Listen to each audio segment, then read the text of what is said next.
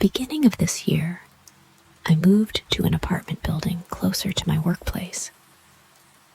Everything about my new home is excellent.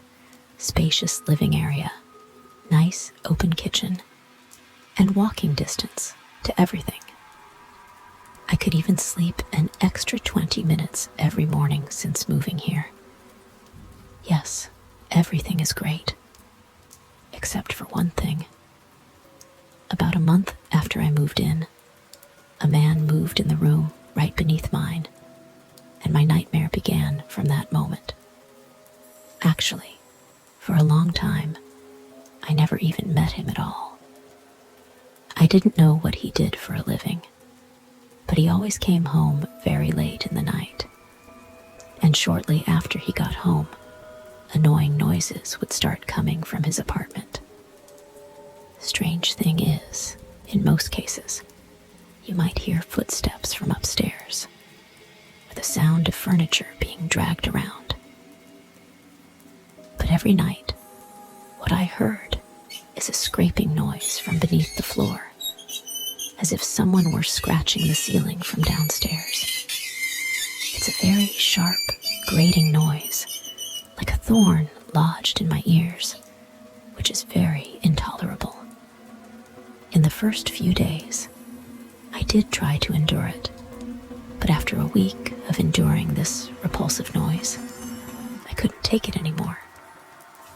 Every time that familiar, irritating scraping sound would start it again soon, when the man returned home and lasted for hours.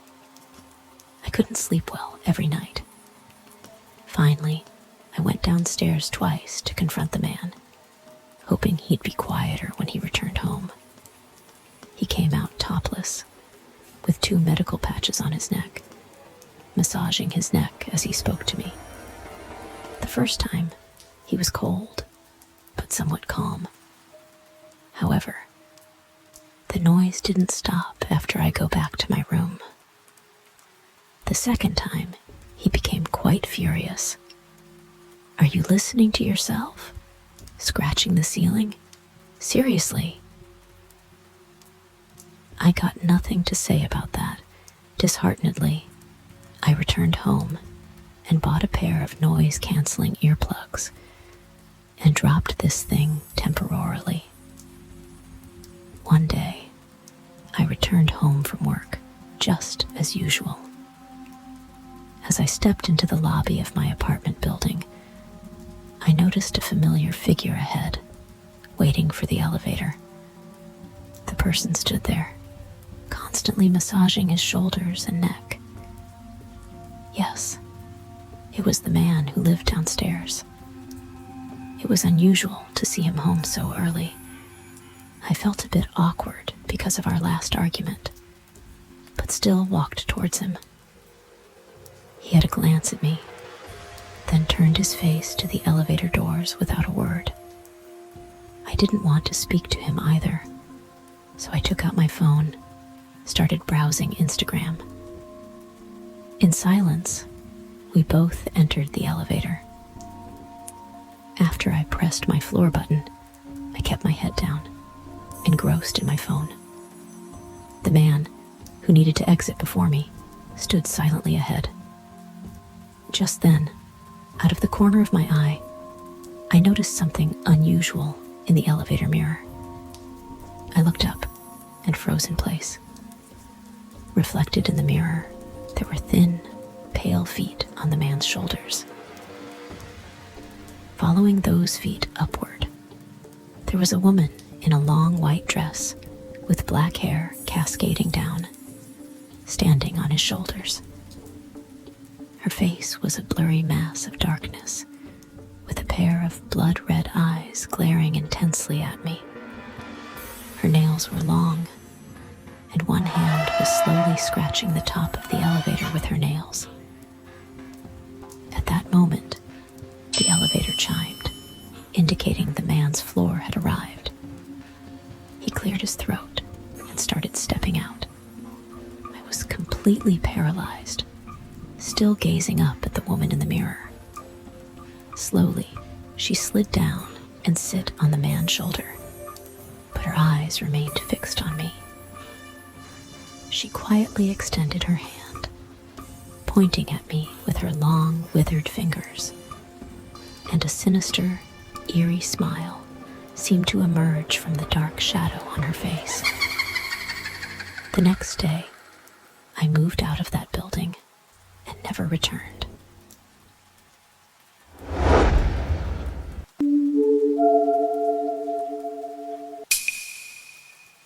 A piece of advice: never count the steps when you're climbing stairs, or you might see things you wish you hadn't. I live in an old apartment building where the elevator is a constant source of trouble. Thankfully, I don't live too high up, so I just view the stair climbs as a workout. It's a bit annoying, but not a big deal. One day, I got off work early and noticed a crowd of people on my street. As I approached my building, I saw an ambulance parked outside with several individuals carefully maneuvering a stretcher down the stairs. The person on the stretcher was covered with a white sheet, his face covered. The sheet was soaked in blood. Some areas were deep red. My heart skipped a beat. After asking my neighbors, I learned that it was the elderly lady the floor above me. She had decided to take a walk downstairs and ended up falling down the stairs, rolling several times and tragically breaking her neck. I was horrified that day. Bustling days that followed pushed the incident from my mind. The old lady lived alone and had no children, so I didn't know what happened next. About a week later, I came home from work and found the elevator once again out of order. I had to take the stairs. I hesitated for a second, but eventually I carried on. But as soon as I stepped onto the stairs, I was gripped by fear. Although I hadn't witnessed the accident, my vivid imagination filled my mind with terrifying images. The stairs were narrow, just over 1 meter wide. 2 adults walking side by side would find it a tight squeeze, and the steps were unnervingly steep. It seemed this design flaw played a role in the elderly lady's misfortune. The sensor lights in the corridor seemed unreliable. Despite my clapping and stamping, only the exit light at the corner flickered, casting an eerie greenish glow. My footsteps echoing down the narrow corridor, giving me the feeling that someone was walking beside me. The more I thought, the more frightened I became. Suddenly, I stumbled and almost fell over. That moment, my mind conjured up the image of the lady's broken neck. Then, abruptly, the lights came on, illuminating the staircase in a dim yellow hue. I felt somewhat relieved. I got to my feet, brushed off my clothes, and kept walking upwards, determined not to banish those dark thoughts. I lowered my head and started counting my steps. 1, 2, 3, 4, 5, 13. 13 steps in total. The number plucked at the strings of my mind once more. I tried to stay calm and cleared my throat. The sensor lights upstairs responded, which eased my anxiety as I reached the 2nd floor. I continued to count the steps under my feet. 1, 2, 3, 4, 5, 13, 14. I froze. Had I miscounted? Each floor should have a fixed height, so the number of steps per floor should also be fixed. Why was there an extra step here? I assured myself that I had made a mistake. After After climbing these 14 steps, the sign for the third floor would greet me around the bend, as anticipated. I breathed a sigh of relief and thought about taking a day off tomorrow. I didn't want to climb those stairs again until the elevator was repaired.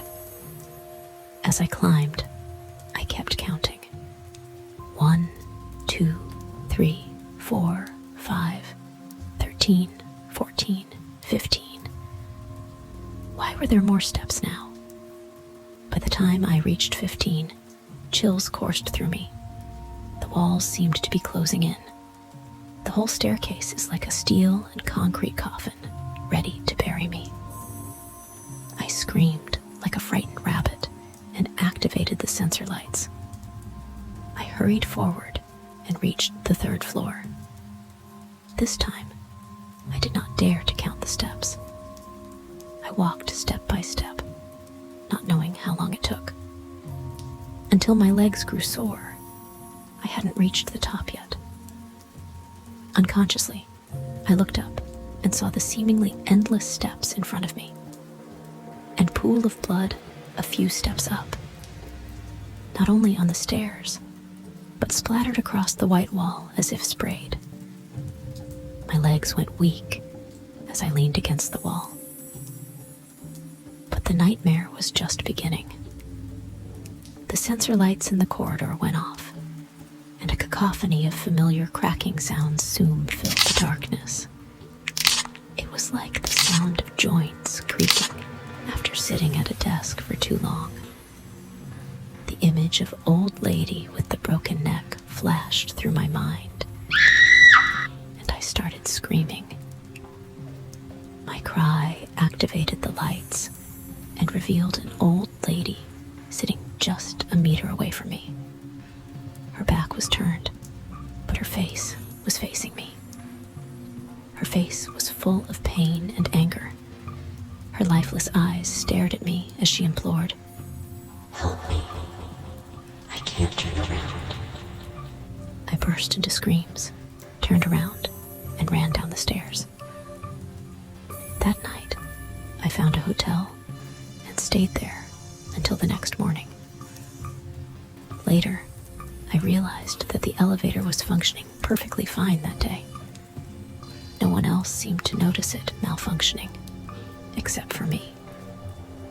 The building management had conducted thorough repairs since the incident with the old lady. So, what did I witness that day?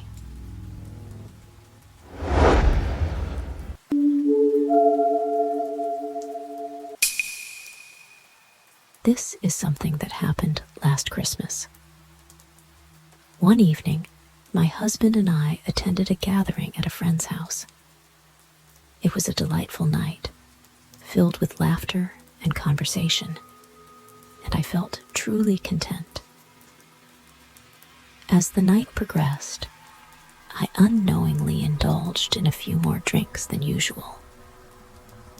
Despite considering myself to have a moderate tolerance for alcohol, I was surprised to feel a bit lightheaded after just a few drinks. The last thing I recall is my husband helping me into the car at the end of the evening. Upon returning home, I hastily brushed my teeth and settled into bed, my mind drifting in a daze. Before drifting off to sleep, I made it clear to my husband not to wake me the next morning, since my holiday had already begun. Throughout the night, I slept deeply, stirring groggily a few times to faint whispers calling my name. Each time, however, I slipped back into slumber before fully opening my eyes. In the early hours of the following day, I sensed the mattress shifting as my husband rose, dressed, and prepared for work. Once he departed, I drifted back into a hazy sleep. When I next awoke, I experienced an unusual sensation. It felt akin to submerging underwater during childhood swimming lessons. Everything appeared distorted, as if separated by an ethereal barrier. The room was dimly lit, and beyond my own breathing and heartbeat, I couldn't discern any other sounds. There was even a faint, muffled rumble, like my blood coursing through my veins. I heard faint whispers, barely audible, as if from a distance. My eyelids felt heavy, barely opening a slit. Yet, my bodily sensations were acute. I felt myself lying on my side, the pressure of blankets, and the warmth of my arms, which strangely felt foreign. Attempting to move proved futile. My body seemed paralyzed, save for my eyelids. I heard faint whispers, barely audible as if from a distance. My eyelids was so heavy, and I can barely opening a slit. Yet, my bodily sensations were acute. I could feel myself lying on my side. I could feel the pressure of the blankets, and I could even feel the weight and warmth of my own arms on my body, which strangely felt foreign, like someone else's arm instead of my own. I tried to move, but my body seemed paralyzed. I couldn't do nothing except moving my eyelids slightly. But the nightmare had only just begun. Suddenly, the mattress jolted violently, as if someone had abruptly lain down beside me. I heard the rustle of bed covers and heavy breathing. In my daze, I wondered if it was my husband returning home, hoping he would awaken me. However, the person next to me wrapped his arm around my waist and pressed against me, and her chin resting on my neck. When I felt his rough stubble, I froze. My husband shaves every day. So, who was this person lying beside me? I struggled to turn over and see, but my body felt heavy, allowing only a slight shift. Managing to roll onto my back, all I saw was the ceiling, the person's breathing echoing in my ears.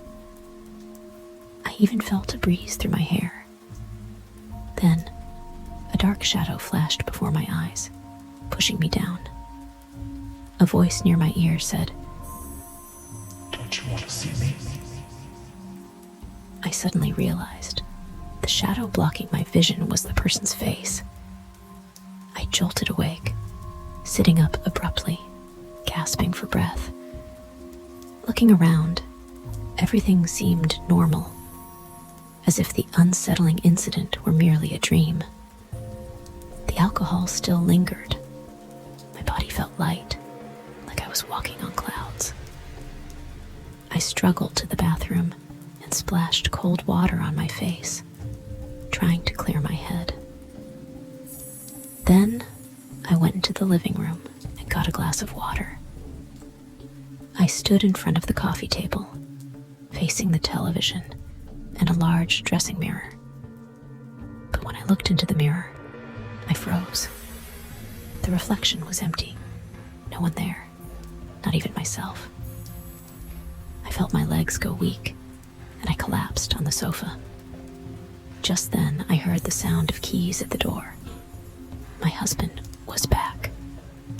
I called his name, but he did not seem to hear me as he walked past me and went straight into the bedroom. I got up quickly and followed his steps. When I reached the door, I saw myself lying flat on the bed, with a man crouched by the side of the bed. It was the man again. When he saw me enter, he slowly raised his head, grinned, and said, "Don't you want to see me?" When I really woke up, it was already evening. I had slept all day.